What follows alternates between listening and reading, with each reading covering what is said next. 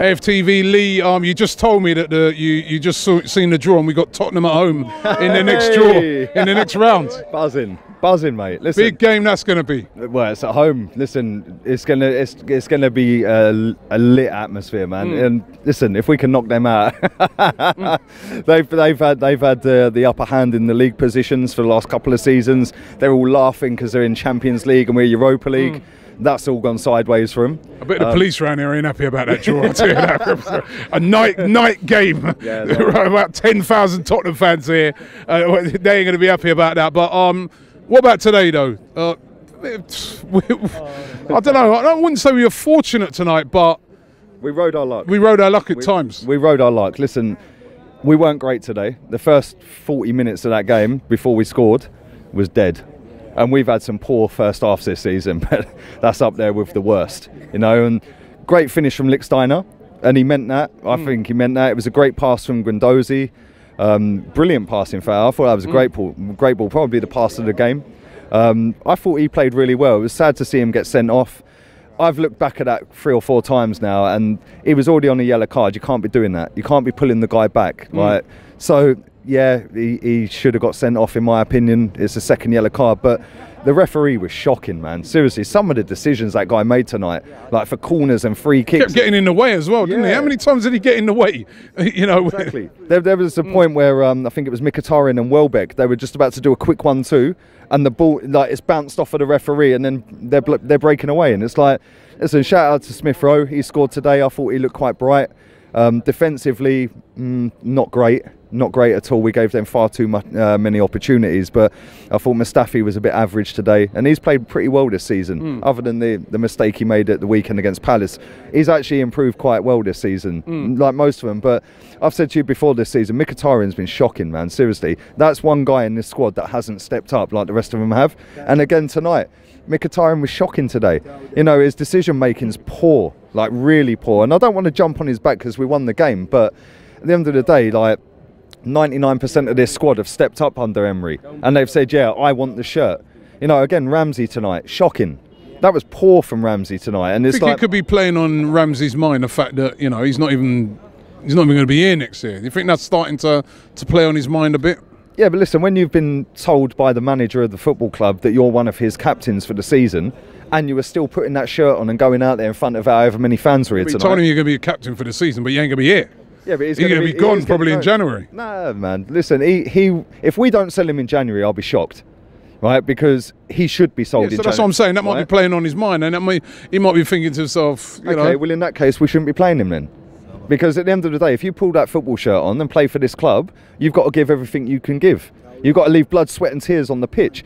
He didn't do that today, right? Listen, he scored a great goal against Fulham the other week. Right, and his celebration was a little bit iffy, as if to say, oh, look, well, it's not my decision.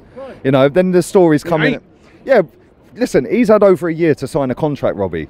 Right? He's ummed and what he has done is he has tried to play the football club, right, how maybe Sanchez did and maybe how Ozil did, right? What Ozil did was quite clever. And listen, Ozil is the most marketable footballer at this football club.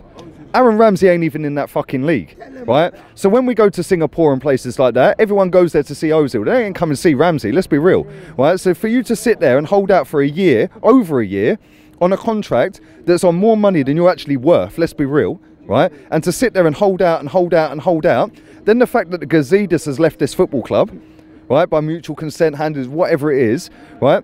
The rest of the board and the directors and the sporting manager and whoever have sat there and gone, do you know what? Fuck that. We're retracting that because you ain't actually worth it.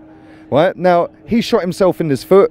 The agent maybe shot him in the foot, whatever. He is not worth the money that he is trying to command out of this football club because his marketability isn't that of Mesut Ozil's. Mesut Ozil, in my opinion, ain't worth the money. But if you look at the money we'll get back on that in terms of marketing and sponsorship because he plays for our football club, then yeah, you can say that's cool. Aaron Ramsey ain't in that league. So for him to put in a shift like he's done tonight in a competition that he should be sitting there going, do you know what? This is my opportunity now to go, do you know what? Whether I'm leaving or not in January, February, whenever fucking he's leaving, yeah? Right, end of the season, he should be sitting there going, do you know what? I want to play at the weekend against Liverpool.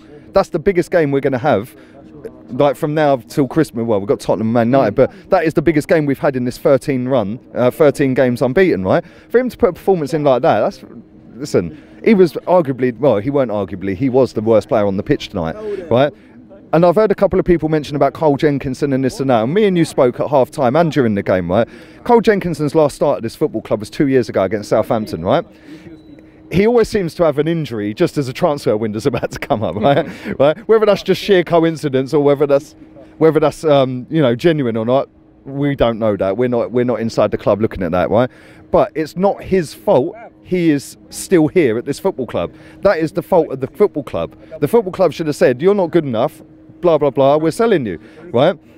Whether people are coming for him or not is irrelevant. You then go, right, cool, mutual agreement, we're cancelling your contract. Right? So for people to be getting on Jenkinson's back, I'm not his biggest fan. I don't think he's anywhere near good enough for this club, right?